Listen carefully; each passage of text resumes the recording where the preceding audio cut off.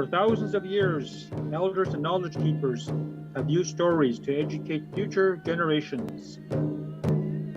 Stories and words can help heal our hearts and make Mother Earth a better place for all people. This is Healing Hearts.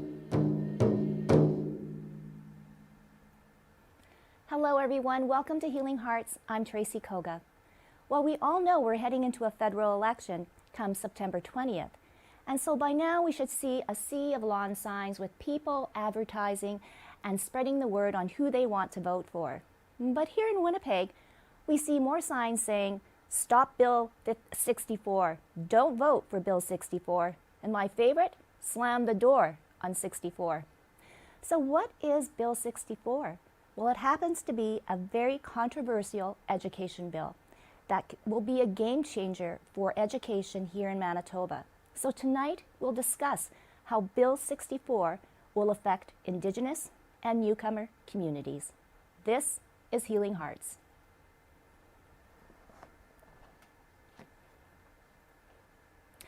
Hello everyone, welcome to Healing Hearts. And I just want to say before I welcome the guests, thank you very much to our brand new sponsor, the Hive Climbing and Fitness Winnipeg. They're a rock climbing facility, and what a great way to get some exercise. So thank you once again to the Hive. Now welcome to all of my guests. We've got a great panel here, and I just want to say thank you very much to Nathan Martindale, Vice President of Manitoba Teachers Society. And I know, Nathan, your time is precious and you do have to leave early, but we'll get right down into what Bill 64 is all about. And I want to welcome Jamie Bunyas from IPW. You're going to give us a parent point of view, I think, on this whole bill. And of course, we have the lovely Perla Havate and all of your many years in the education system. We really want to find out how the newcomer communities are going to be affected by Bill 64. And definitely, last but not least, our friendly and wonderful Clayton Sandy, Knowledge Keeper. Clayton, you're going to give us your views, all the many years that you've been in the education system and what Bill 64 is all about.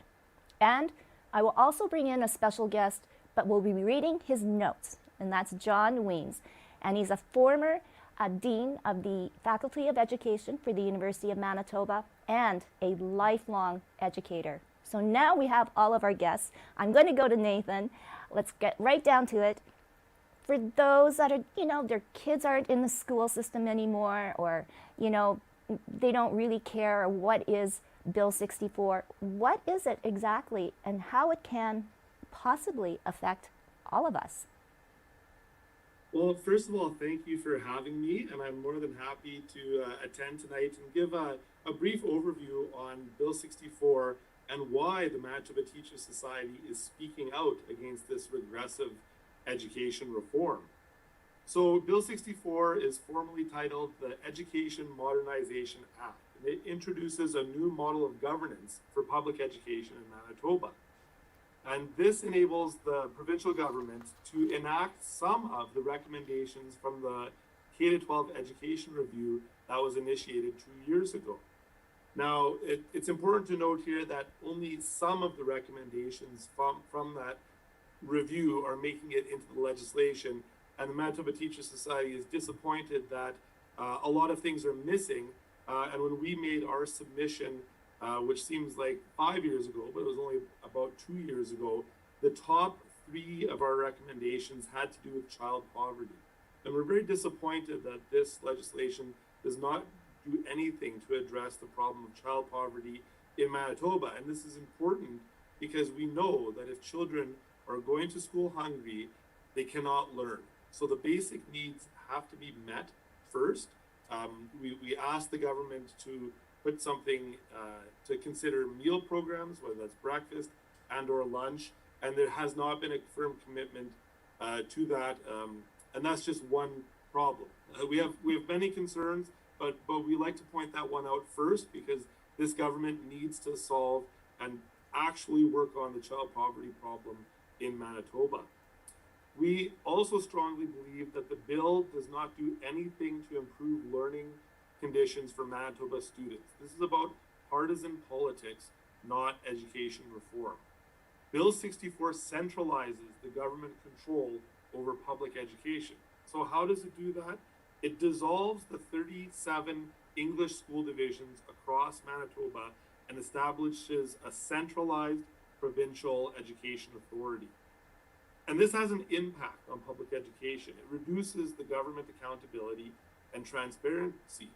And one of the ways it does that is by eliminating the local voice. So right now, there are elected school boards, adults of voting age and who reside in the specific school divisions can vote for school trustees, and those school trustees make decisions at the local level that are in the best interests of their community.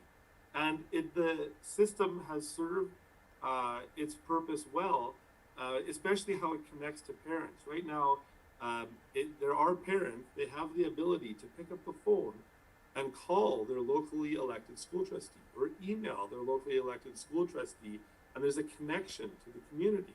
These could be parents who run for these positions. They could be business owners, but they're well known, and the law dictates that they must reside in the division that they run in. So that serves as a connection between that elected school board decision-making body and the voters, the parents, the taxpayers, the homeowners that elect them.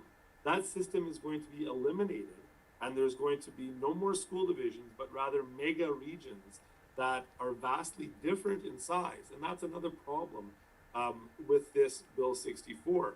Specifically for Winnipeg, in the new system, there'll be one representative on a provincial advisory council representing 100,000 students in the city of Winnipeg. And there's other rural mega regions, which are actually smaller regions, with that same one voice, but only having, say, 20,000 or 15,000 students. So not only is it inequitable in terms of the way that they've arranged these regions, but it also puts certain parts and certain populations at a disadvantage in Winnipeg. If you look at the statistics from Manitoba or Stats Canada, we know that the majority of Indigenous people in Manitoba live in Winnipeg. And if only one person is speaking for everyone in that mega region, right there, they're at a disadvantage. There's not going to be what we have right now is that local voice. And it's not just about the school division itself, but the programs that school divisions run. I was a teacher in the Winnipeg School Division, and it is very proud, and I am very proud of all the language programs that the Winnipeg School Division runs. I'm a graduate of the Ukrainian bilingual program in the Winnipeg School Division, and that's just one example, one language. There's Tagalog, there's Cree, there's Ojibwe, there's Hebrew. There's languages that need to be preserved, that parents were the impetus behind. They were the driving force behind creating these programs. They talked to the school trustees developed the policies. And it's important for these programs to continue. We all know the value of heritage languages and continuing those languages and traditions and customs. So there's a very real risk that with Bill 64 and this new system, that those smaller, more specialized programs can be lost when there's no one speaking up on behalf of those parents who feel strongly about that Ojibwe program or feel strongly about that Ukrainian program. My background is working with children with exceptional needs or special needs. That's another example of what has happened in the Winnipeg School Division in terms of robust programming for children with special needs. And that's based on parents advocating for their children, talking to school trustees, and school trustees ensuring that there's money set aside in budgets and programs in place to meet the needs of those exceptional students. Under Bill 64 and one big giant mega region of Winnipeg, I'm very scared, and MTS is very concerned that these programs they won't be given the priority that they need, and that these children will, it's a cliche, but fall through the cracks, and they won't have that one-on-one EA, or they won't have specialized programming that they so desperately and by law need. Those are just two examples of specialized and diverse programming that could possibly be lost under this new system. The Bill 64, once again, isn't about students or learning. It's about power and control. A lot of the bill, it's a very large document. I've read through it a couple times, and each time I read through it, there's something new that jumps out at me and that gives me great concern.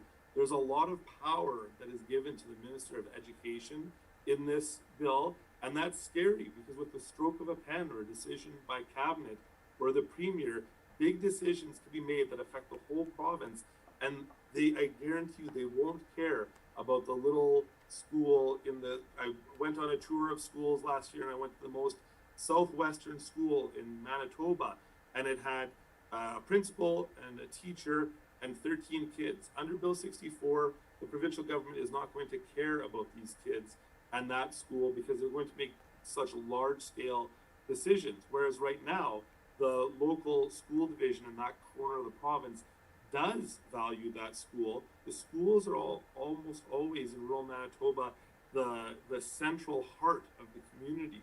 The teachers are involved in the community, whether it's sports teams or other activities. And while the government promises that no schools will be closed as a result of this bill, I don't believe that. I think there is a risk of smaller schools, both in rural and northern, and even in Winnipeg, being closed because it's just easier. They'll see that as an easy way to save money and ship those kids, they'll have to get on a bus and go sometimes for 2 hours in rural Manitoba. This presentation, I could do an hour presentation on the concerns with Bill 64, but I don't want to take up all of the time. There is what we've seen in the last year is the uptake, and you mentioned it in the top of the show, all the signs. You go down a street and you see signs from a political party or the Manitoba School Boards Association. And I'm happy your favorite sign is the Manitoba Teachers Society, slam the door on Bill 64. And we want people to know that we're not done with our campaign opposing Bill 64. We're actually ramping it up in the fall. And tomorrow we're launching a TV commercial that's going to be played on various mediums, TV, internet, as well as radio commercials. We're going to flood the airwaves with Slam the Door on Bill 64 so that there won't be any conservative MLAs left speaking for this bill. And you've seen already, very recently in Manitoba politics, the leadership race to replace Brian Pallister, and Heather Stephenson was the first one to say that the bill is done. And I had the chance to do some media last week, and I said, well, that's not good enough. We don't, that she's just an individual running to replace Brian Pallister. We need the government to say Bill 64 is done. So we're not going to stop until Cliff Cullen, the Minister of Education, or Brian Pallister, who's still currently the Premier, formally withdraws Bill 64 from the order paper. Then and only then will we declare victory. We're still encouraging folks to sign up to speak at committee. Manitoba is only one of 2 provinces in Canada that by law, as the bill winds its way through the legislative mechanisms and steps, has to have a committee made up of MLAs from all 3 parties, and presentations can be made. And so we've already set a record. Over 510 people have signed up to speak, and we're guessing against Bill 64 because many of them we know people on that list are from MTS or local teachers associations, concerned parents, concerned school trustees, NDP and Liberal MLAs. And we want to increase that list and really show the government that there is no way that anybody in this province is in favor of the bill. And I think that really, when Heather Stephenson says that the bill is done, and even today on the radio, Shelley Glover is indicating she's running for the PC leadership, and she doesn't want the bill to go through either. So the fight is not over. It's important that this bill be pulled, as I mentioned, because it doesn't serve students, and it actually does a disservice to the Indigenous populations and other persons of color in Manitoba. But I know other people are going to touch on that. But that is something that we were really disappointed when the recommendations came out, that the province, and this isn't a surprise, but the province wants again, not only does it not do anything to address child poverty, but the K-12 Ed Review barely mentioned anything about Indigenous education as well. And that's deeply disappointing, but not surprising by this government. So I get all fired up when I'm talking about this and doing these presentations. No, but I'll stop there and take a sip of water. If there's any questions that you might have. yeah, do anybody here, this is your time, because unfortunately Nathan has to leave. Clayton, Perla, Jamie. I actually have a question. It is something that I have to admit I don't know very much about the bill altogether, like as a whole. I've seen a lot of presentations on it. I have not read through it.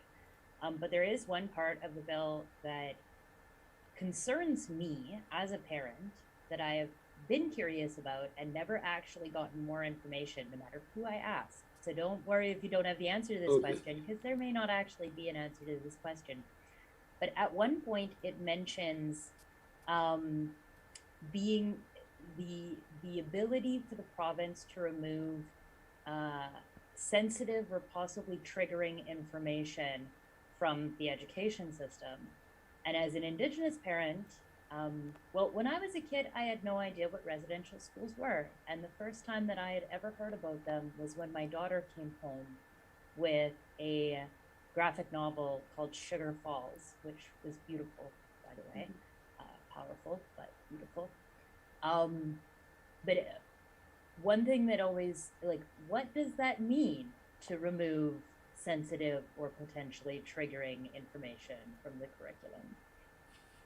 It's a great question. I can take a little bit of an answer, but it's absolutely a concern that MTS has and that we have talked about, because it's not only issues like reconciliation and Indigenous Canadians, but also other sensitive topics, healthy sexuality, substance abuse. There's a long list of what we think sensitive issues are. And once again, this is partisan politics coming to play in the education system. And part of our lines, or what you'll see in the media, is we need to keep politics out of the classroom. So we know that there is a large group of conservatives and citizens in Manitoba who don't want their children learning about reconciliation, Indigenous trauma from the past in Winnipeg, Canada. That's absolutely a part of our history. I didn't learn about that either, but I'm so proud that right now my children, I'm so happy my children are learning about that right now, but it should be all children. You know, if parents are opting out, or if the government is going to rewrite curriculum and take out sensitive topics, then all of our children are at risk. It's regressive. It goes back a generation to our generation where we didn't learn about it, and we're learning about it as adults. So I want, I place a lot of faith and hope in the next generation of my students, of my daughter in grade 3 coming home and telling me all these things that I'm so happy that her school and her school division, Seven Oaks School Division, is putting on the curriculum and is teaching about. And we need that for all children in Manitoba, not just the children of parents who check off the box and say, yes, it's okay for my child to learn about residential schools. Every child in Manitoba needs to learn about residential schools, healthy sexuality. There's a long list. There's some big topics, but it's actually a long list. So that's absolutely a scary part of this bill, and another reason that we strongly oppose it and want to slam the door on Bill 64. Clayton, if you want to jump in here, because you've spent so many years in the educational system, and what are your comments or thoughts on all of this and hearing Nathan's presentation? Well, first of all, I want to thank Nathan for his presentation. It's really eye-opening, and there's pockets there that I never thought about. But yeah, so thank you for the presentation. I spent 40 years with the government, and probably 26 of those with education and training. And I think maybe just to answer Jamie's question, is sometimes government, they don't want to hear the truth sometimes, and sometimes the truth is very embarrassing, and somebody has to take the blame for that. So a lot of times, working in government, when we talked about the hard issues, and the hard issues were the poverty issues. Many times people around the table just didn't want to hear that stuff. And so I think in the late '80s, we were fighting a lot for having more Indigenous authors publishing books and documents, and to get into the system. And it was uphill battle, trying to get the system to accept the stories and the books that were coming from Native authors. Because I think, and when I grew up, and I think most of the authors that had anything to do on Indigenous history was a non-Native author. So I think that is basically part of it is basically hearing the truth, and many times the government has a difficult time, especially the conservative government, and hearing the truth, and nobody likes getting a finger pointed at them, but that's basically what would happen sometimes. So if they didn't want to hear what was going on, they would just shut it down and turn a blind eye to any kind of information that they felt that would hurt their children, or would traumatize a group of children, and they would just shut it off. So those are the things we fought for, and I'm glad that these things are getting into the curriculum system. And over my time, we had some really good ministers and deputy ministers that basically just they would accept information and deal with the truth. So part of that basically is dealing with the truth. And if 64 was about to happen, my concern was how do we select people to be on this super board? And my time in government, we always had a difficult time having parents engaging all the time in coming to school meetings and different things like that. And if we didn't have a school divisions and school boards to take up that fight, I wouldn't put my all my support in having one or two people appointed by government to oversee issues happening to that. And when that happens, when those things are taken away, it's always the people that are living in poverty that are hit the worst. And that cycle just continues with the parents and the children and the school system, and it just continues on. So again, we have to not be afraid to talk about the truth and to deal with issues. And so to me it's an individual thing, because I did work with many non-Native ministers on both parties, and some got it and some didn't, but the majority of them just didn't want to hear it. Thank you. Thank you, Nathan. We do have a few questions from viewers, so I just want to, just before you go, so first question, what would be the best way for people to get their voice heard by their local representatives? Well, local representatives is the key right there. MTS is also encouraging people not only to sign up to speak at committee, but also to write their local MLA, to write the premier, to write a letter to or email to the Minister of Education, to the opposition leaders. The more letters that MLAs get, the bigger an issue it is. I can guarantee you that hundreds and hundreds of letters have been already sent, but we want to keep that flood of letters up. I should point out that on our website, mdteach.org, there's a toolkit that has a lot of the things listed, not only the presentations and the letter writing, but other ways that parents, citizens, teachers can get involved. So please check out our website and look for the Bill 64 toolkit for more ideas. But contacting your elected representatives is absolutely a good idea. And we're going to go back to now with the removal of the elected school trustees. I mean, the big thing for the bill was that they're going to be saving millions of dollars. So is it just going to be a financial bottom line, or is it going to be at the cost of the education and well-being of students? Well, I think that answered the question right there. It will be not only of the well-being of students, but well-being of teachers and principals and parents and everybody in the public education system. It doesn't benefit the kids, and we always put the kids first. You know that teachers do that. Our members are very good about that. But this doesn't do anything to help other people within the educational system, teachers, principals, parents. So the only people that are benefiting is the government, and it's the sitting government right now that benefits power and control more power and control centralized with the minister and the current government, the PC government in Manitoba. Perla, did you have a question for Nathan? I actually don't have a question. I just wanted to thank him because you made everything clear. I've been reading bits and pieces about Bill 64, but it doesn't take really a very intelligent person to grasp what it is all about. When I heard about it right away, the thing that came to mind is what's going to happen to our kids, because it's not about our children, it's more about governance, and that's putting power again to just a limited few. As it is, our educational system is not perfect. Okay, there's a lot of things that we can improve on, but to do it this way is wrong.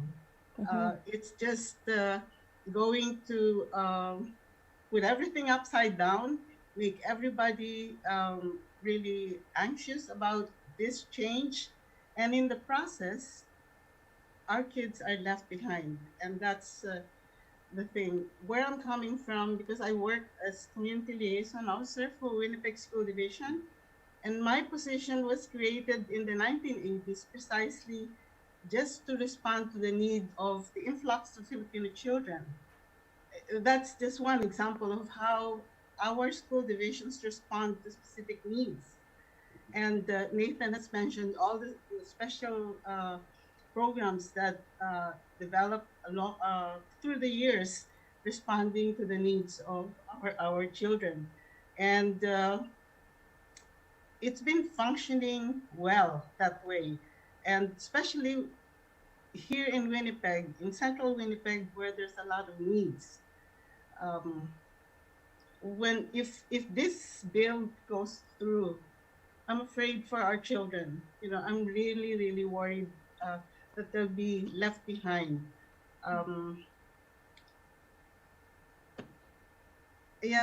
The school board trustees, when I came, I was educated in the Philippines.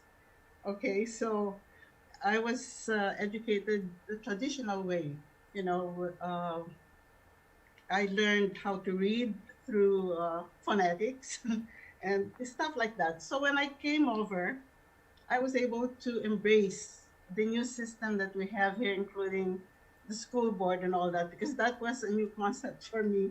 Why are we having elected officers in the school system? Because electing people who don't even, who are not teachers, who don't know anything about education, and coming up with policies for our children. But I came to embrace it. But one thing I really like from the suggestion of the commission is that some are elected and also some are appointed to fill in some of the skill needs in that, in the board. And that is not reflected in Bill 64. It's just, putting power to a few. Right. And the control on the government. Yes. And that's politicizing our educational system. No, thank you, Perla. I have a quick question for Nathan. Yeah. Yeah, Nathan, how does the federal government play a role in what's happening in Manitoba, or do they? Because education's a provincial responsibility, there's little to no role for the federal government, with of course the exception of funding to the First Nations schools, and that's a whole other problem and ongoing, and you could argue the lack of proper funding, the lack of attracting teachers, the lack of infrastructure. And that is something that, even though it's more of a federal in the federal realm, it's absolutely something that we talk about at MTS, because through our membership in the Canadian Teachers Federation, we do have ways to lobby the government, and CTF does that on behalf of the provinces and territories. But that's the only involvement. The only other involvement is, of course, everything is an exception in COVID.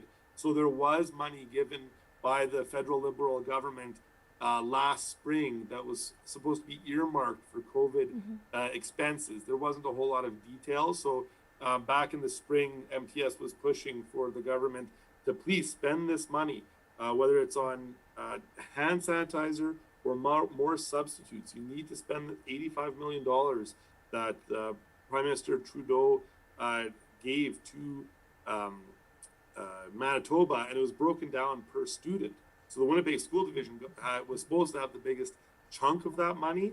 And of course, when you get into levels of government, we don't even know if all of that money was spent. But that was another federal example. Wow. Okay. Our last question, I guess, for you, Nathan, is there anything in the bill that you approve of?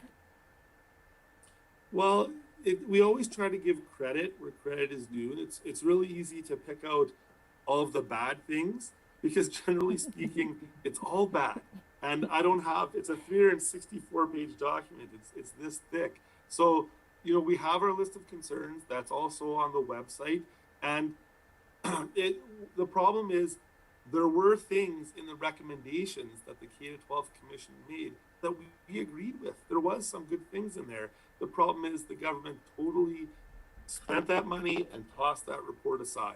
So it's really too bad that there wasn't more from those recommendations put into the legislation. And then I could list some good things, but right now I can't, because it's important to toss this bill. We don't want to see it amended. We don't want to see it watered down. We want to see it gone. Wow. Well, I don't know if you can stay a little bit longer. I just wanted to share John Ween's opinion. It's in Bill 64's response to Indigenous and newcomer education, and very strongly at the front. Neither Indigenous education and newcomer education are prioritized, largely ignored or treated as an afterthought with conventional but wrong assumptions regarding both when they are mentioned.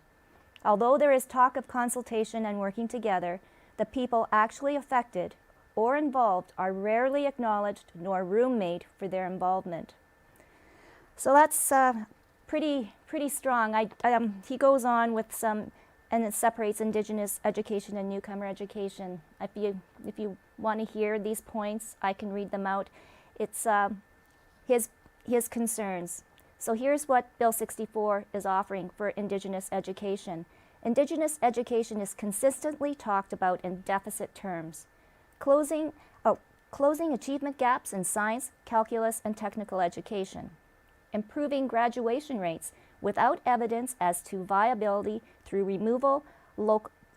removing of local control, training and supervising teachers, curricula for Indigenous students on Indigenous issues, no outright mention or recognition of the contributions of Indigenous learnings, teachings, and ways of life to other students. Only a strategy, principles responsible for this being done.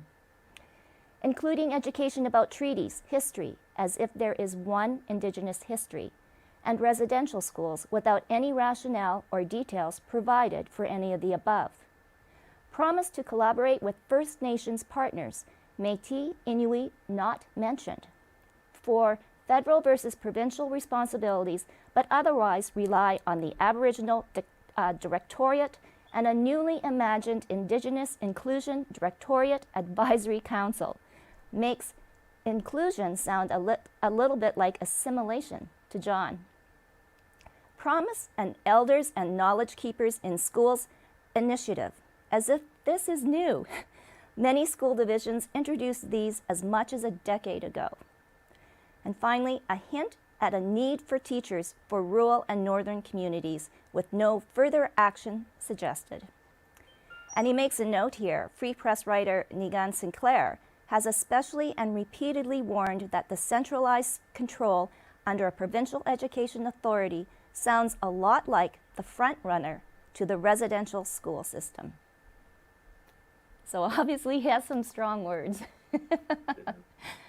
I'll say two things, and I do have to excuse myself. And I think it's important to hear the voices of Jamie and Clayton and Perla. I'm obviously a settler. I'm not ever one to speak on behalf of any other groups. I'm only representing MTS. I will say that yesterday we had all of the local presidents from across MTS gather for training along with our provincial executive. And we had 3 keynote speakers, and the one keynote speaker that completely blew us away and gave us a lot to think about, but not only think about, but act upon, was Nigan Sinclair. He, my notes are chicken scratches, but I was trying to capture everything that he was saying. And Dr. Weens mentioned a couple of things that what the government is trying to do it's backwards. It's a step backwards. It's not forward thinking. The one quote that I did remember from yesterday, I'm getting old. I can't remember everything. It drives Karen crazy. But Indigenous education is education for all. So the government wants to compartmentalize and put Indigenous education in this little box over here and then check it off and say we did it. We consulted, we did this, we're doing great.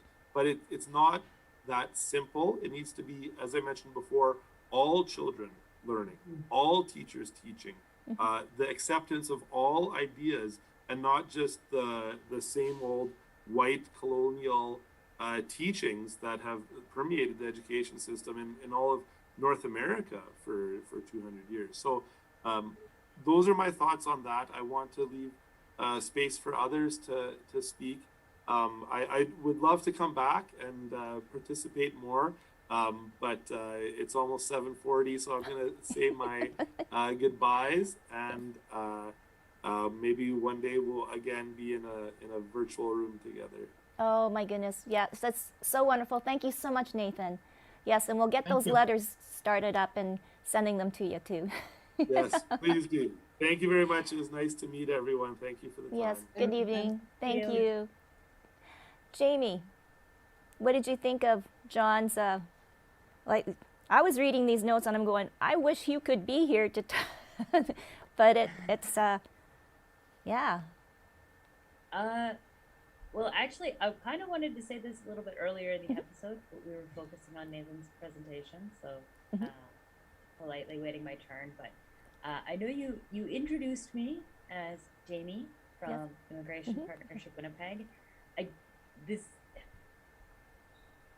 I feel like this type of conversation is a little controversial, so I just want to take that step back and kind of disassociate myself and make the statement that I am here as a parent, as an Indigenous woman, not as a representative of the organization.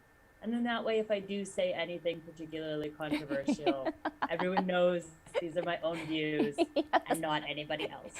We'll put a disclaimer when you're talking.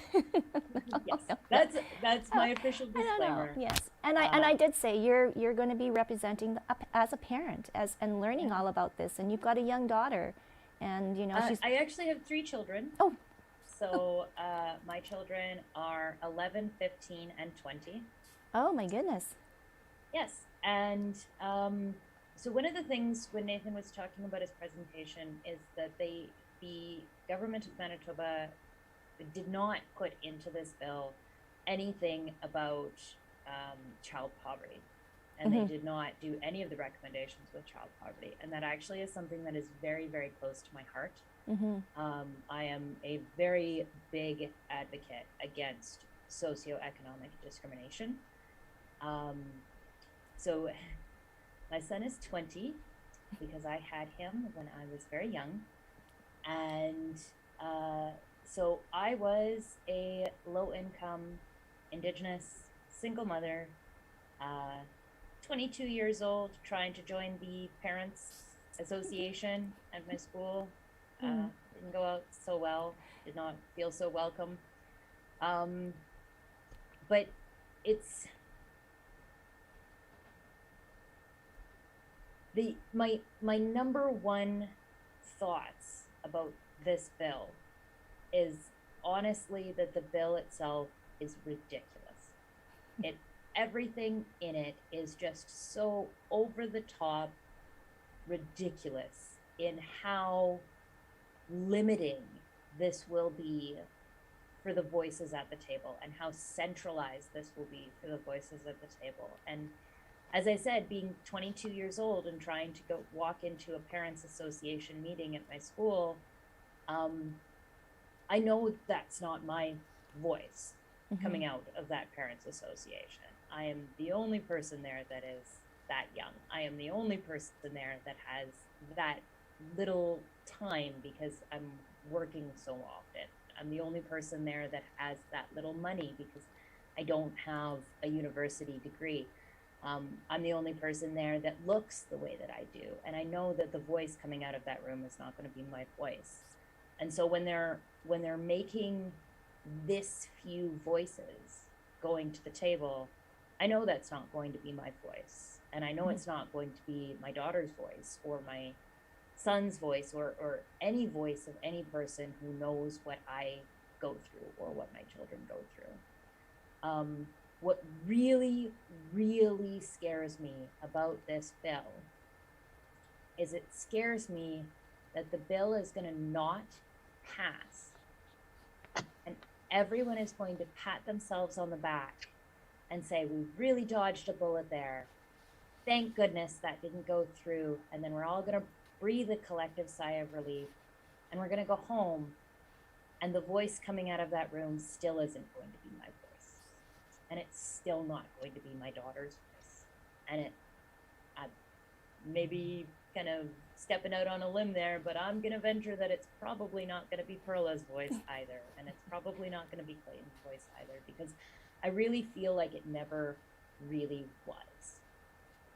So yeah, that's my opinion of this bill. I think the bill is just so ridiculous. Well, I mean, even that we're even talking about it, it is baffling to me. But Perla, and then I'm going to get to Clayton. John made his notes on newcomer education, so I just wanted to share these with you. Newcomer education is basically seen as a continuation and a refining of EAL, as if language is the only issue, resulting in very little of anything else other than minor tinkering with definitions and curricula. Promise a review of EAL designations and graduation requirements with no rationale or details. Will include EAL and newcomer perspectives in curricula. No mention of when, where, or why, and no acknowledgement of the complexities, for example, geographic locations of need, diverse groups, past newcomer experiences, refugees, war displaced and others, and immigrant differences and the like of newcomer education. Finally, suggest additional EAL training for new and beginning teachers in the first 5 years of their careers. So that's going on now in Winnipeg 1. That's been going on for years, since I've worked with them for 35 years, and year after year it's been improving in terms of responding to needs. For instance, now that there's been an influx of kids coming from Africa and the Middle East, even the job that I was doing, they had to adjust it. It became intercultural support workers so that we can give assistance to these children who are coming from different countries. And it's not just EAL, especially if you consider refugees who are coming. You're talking about literacy, problems about literacy, and mastering the skills, math, and the different areas, courses that they have to take. But to start with, it's the biggest concern is the literacy one before they even start, going into EAL. And, as inefficient as it's probably not sufficient, but you see the schools trying to respond to these needs. And also what Jamie was saying about parent councils, I can understand that, because that's one of the things that I was doing. I was working with parent councils, and one thing I've been doing in the school where I was based was to bring in representatives from different cultural groups and making sure that they are actively participating. So these are, if they can just multiply all these efforts being done, then we should be fine. But it's true that in a lot of ways, they just sort of make an appearance, for instance, that it's being done, but it's not. So it's not a reflection of things that the parents of the local school are actually going through and what they want to share. Well, it really doesn't sound like this Bill 64 is really paying any attention. Clayton, your thoughts? Well, I think that things do change, but it changes when our community gets very active and works together. I think I'll use the example of Children of the Earth School in Nichimakwa. I remember in the 80s when that first came to an idea in our community. I remember there's about 10 of us going to the Winnipeg School Division board meeting and fighting and wanting Children of the Earth School. And I don't know how many times we went there and presented and fought, but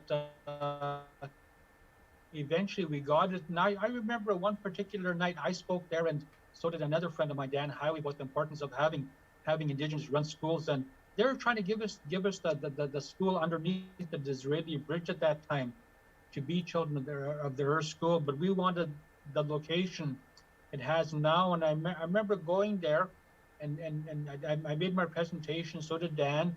And in those days, everybody was still smoking, so they had a smoke break. So I remember going outside for a smoke break, and I remember the non-native teachers that were there were standing outside, and they're calling us down, swearing at us because we were displacing them. And because they would have, because they had to go someplace, and I remember that them swearing at us, and after the break, I remember we went back into the division, and division made the decision at that time to go ahead and give us Children of the Earth School in Nichimakwa, that playground there. So I remember, yeah. So we got that, but it takes our own community getting together and standing under one umbrella to make change. And even though it's not our voice, but we do have allies in governments also too that support us, but we just have to find them and educate them. And I find that's one of the biggest struggles I felt when I worked in different government departments, was that majority of the non-native people that I interacted with had no education about our history and about anything, and they're always afraid to talk to us and ask us questions. And until we actually spend time with them and educate them properly, they don't know what they're supporting sometimes. So really they never do nothing. So yeah, either in NDP and conservative government, I was able to educate people in both parties, and many times I got lots of support, but it was always just from individuals, and the majority of them didn't. Sometimes I felt that they didn't care if our education was in the system, as long as they're in control and nothing was changing. So those are the kind of things that I felt that when I looked at the bill also too, just to eradicate all these divisions and all the divisions that I worked with in Manitoba. There are some really good people in all those divisions, non-native people that fought for change also too for us. So I thought about all of those people getting a pink slip, and then who's going to replace that? We have to start all over again, educating people and hoping, having our fingers crossed, hoping the right non-native person gets into that position and has the sympathy and the empathy to understand our issues. But that's part of is basically educating people about our history. So those are the kind of things that I always fought for, and tried my best to educate people from the inside. And I would get lambasted from a lot of my own people, basically saying that I sold out, and I've been working in government. But I always felt that if there's none of us working from the inside, how do we educate these people from the inside out? And True. so that's what I think I did best. Yeah, thank you. Well, and I'm going to ask all of our panelists. I was looking through what John has given, and I'll read out later his general concerns. It's there has been no real talk about having more teachers that look like me, that look like Jamie, that look like Perla, that look like Clayton. Yes. And I think that would be so incredible for children to see that they could be that person. We've talked about this, about actors in Hollywood or musicians being on big stages and not seeing themselves and on TV. So why isn't it happening with education? Perla. I think go ahead, Perla. Oh, sorry. Well, I'm retired now, but when I was working, I saw the efforts being done in Winnipeg One. Not enough, but you see the beginnings of equity. For instance, where in the school where I was, we had an Aboriginal principal. We had several Filipino teachers, and we had Aboriginal staff as well. But people are keep on coming in from other countries, and they need to be reflected in our school system because that helps our children. And I can say that with the Philippine students, where they see Filipino teachers, they feel good about themselves. And I know at one point I said, I was really glad that in the school where I was, at the end of the day, you can hear kids coming from different places, speaking their own language, laughing, and accepting each other. It's not like you have to speak English because, we're in school. It's an expectation. No, they can be themselves and will feel secure in who they are. So that would be ideal if we can replicate it in most schools. As Clayton said, that we have a lot of good, people in our school system, and we have schools that are running really well, but there are schools that also need improving.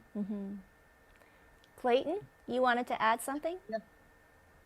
Yeah, I wanted to add something, and this is something that I actually thought a lot of times when I worked in government in the early 70s, and we're talking like 50 years ago. We have a program in Brandon called BUNTEP. It's the Brandon University Native Teachers Education Program, and that program's been around for 50 years. So, and basically, it's to produce Native teachers in Manitoba. So we had thousands and thousands of teachers, qualified teachers, come out of that, but they couldn't find jobs. And in my time in education, superintendents have so much power, to hire who they want to hire, and HR is run by non-native people. So it's difficult for us, for many of those teachers, to actually get good quality jobs within the system. So I found that was a big factor. So the BUNTEP still runs, and I've often thought about creating a partnership, just to find those teachers and get them into the system. But again, the system has to change at the top all the time. Yeah. I don't know if we have any in the superintendents, but there are divisions that I would work with when I was working, and there are teachers that would tell me privately that our superintendent has nothing to do about any kind of Indian culture coming into this school. So I heard that many times. Wow. So Jamie, I do have a question, and I'm going to give it to you, just as a parent. And then Clayton and Perla can join in. So would you like to see a representative from each of the Indigenous and newcomer communities elected in each school division that were also elected representatives to sit on the school boards? Okay, wait, can we say that again? I'm not sure I understand. Yeah, I know. I think the question is, would you like a representative from each of the Indigenous and newcomer communities that I guess are elected that are elected in each school division? They would be. Would you like to see representatives on the school board that represent Indigenous and newcomer communities? Is basically, I think, what they're asking. Yeah, I would Yeah. love to see the school boards or the school council or whatever it is, whoever it is that's making decisions about the school in general. And I mean, in general, the curriculum, the who the teachers are, what the policies are, everything, every decision should be made by people who represent the people who are using the services. Mm-hmm. And, you know, I kind of feel, and maybe I'm just reading into this a little bit, but I feel like the way that that's worded is almost making it seem like it's impossible to do that. Because it's like, do you want representatives from every community? Well, no, you don't have to have representatives from every community at every table, but you need to have representatives from the communities that are expected to use those services at the table that's making the decision for them. Mm-hmm. So if you have a school in a little town in rural Manitoba and there are no Filipino people anywhere in this town, you don't need to have Filipino people on that school board. Yeah. But if half of the students at that school are Indigenous, then you need to have an Indigenous representative. Exactly. And I think that should be true of everywhere, no matter where you are, and whether it's education or it's community services or anything. The people who are expected to be using the services should have representation, and they should have a voice at the table that decides how those services are made and given. Mm-hmm. Well, I don't think Bill 64 reflects any of that. I'm just going to share with you some of these things and hear your comments. So John wraps up general concerns. There are general concerns with Bill 64 which do not bode well for Indigenous and newcomer education receiving the attention that they deserve. So one, he talks about centralizing all the educational authority in partisan government structures and frameworks, changing the role of the Department of Education to a policy oversight role as opposed to a service to teacher and schools role, parental involvement seen from the perspective of a working political, managerial, and educational knowledge of the school system, focus on results, not inputs, more reliance on expensive and more frequent standardized testing, usually biased towards the general majority dominant population as a measure of achievement and success. Focus on saving money rather than using it wisely for the good of all. For example, property tax refunds favor property owners as opposed to renters. More study on poverty education success relationship when we have known the answers for decades and need actions, not more studies. Focus on education for work preparation as opposed to education for participatory citizenship. That's interesting. In the appendices on lessons learned during COVID, there is no mention of Indigenous peoples or newcomers. For example, no acknowledgement that they might represent more vulnerable populations. And in addition, when the government began implementing BEST over the last 4 months or so, and to date, none of the Indigenous or newcomer initiatives listed were taken on. So all of those initiatives that I had read previously in the show, none of them have been taken on. And just for everyone's note, so Bill 64 is BEST. Better education starts today, putting students first. That is Bill. To laugh. I was reading this before the show, and I'm going, I don't know if I should read this, but and you know, this is John's opinions, but again, he's like Nathan, you know, a lifelong educator, a dean of the Faculty of Education, has probably taught a lot of the people that you, both of Clayton and Perla, know in the system. Mm-hmm.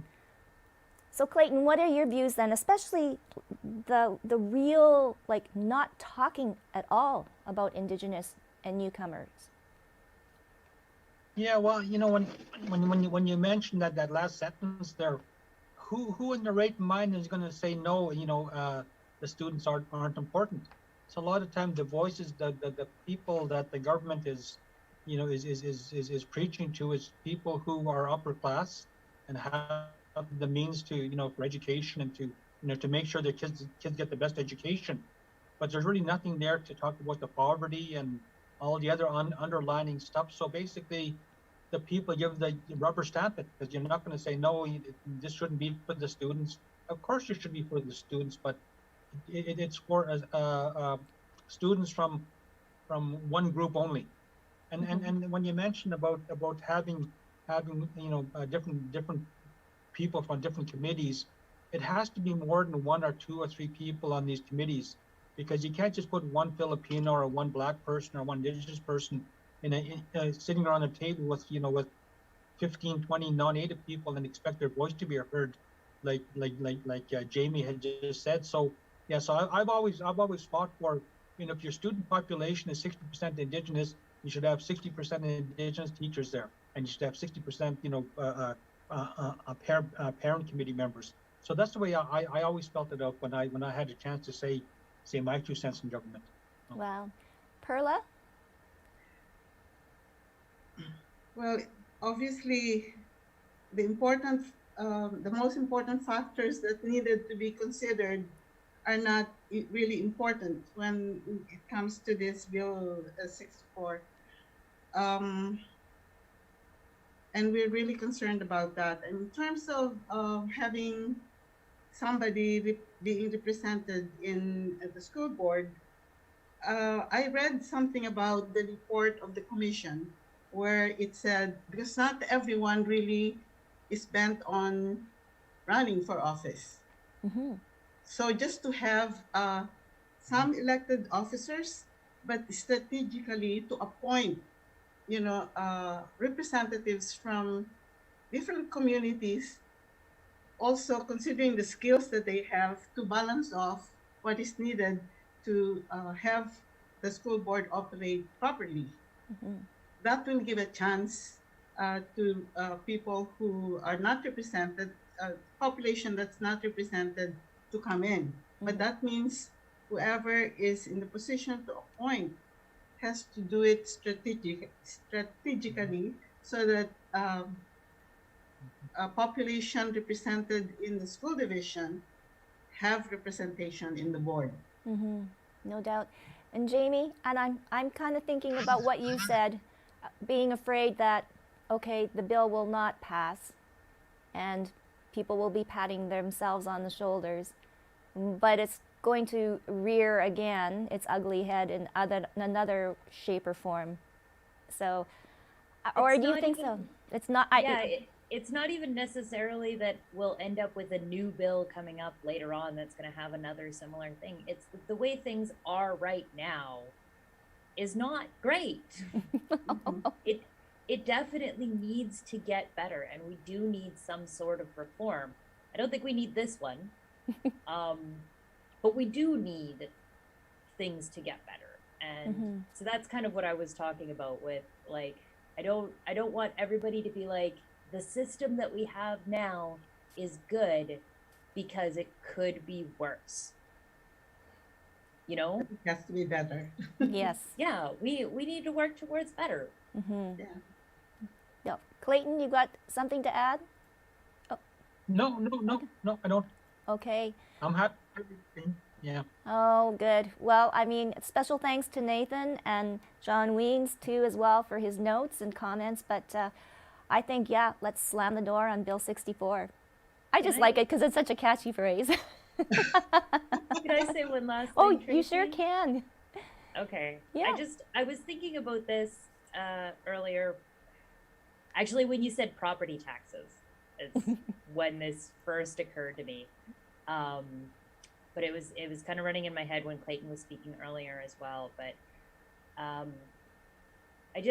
want to get out there. I'm sure there are a lot of people that are watching this show that are looking like me or sounding like me, or I'm saying things and they're like, oh man, yeah, I totally get that. Or when Clayton speaks, they hear and feel with him, or when Perla speaks, they hear and feel with her.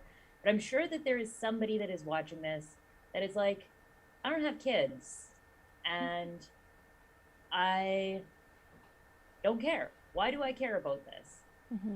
And maybe they're looking at it and they're like, hey, I could use a property tax rebate, or they're thinking about, and maybe it just doesn't occur to them why it's so important to know about this and why it's so important to think about this.